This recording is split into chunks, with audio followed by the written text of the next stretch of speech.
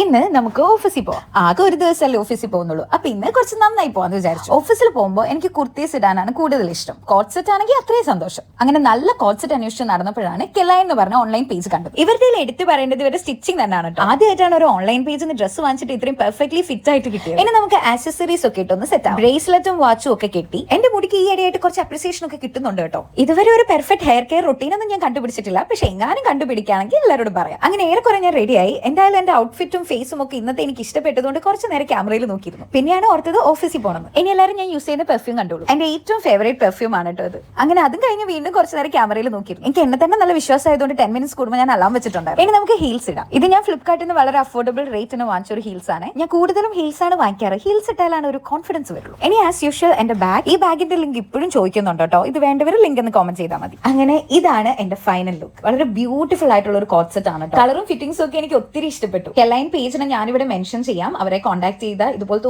ഒരുപാട് കളക്ഷൻസ് ഉണ്ട്. ഞാൻ 2 കുർത്തി സെറ്റും കൂടി അവരുടെ അടുത്ത് നിന്ന് വാങ്ങിച്ചിട്ടുണ്ട്.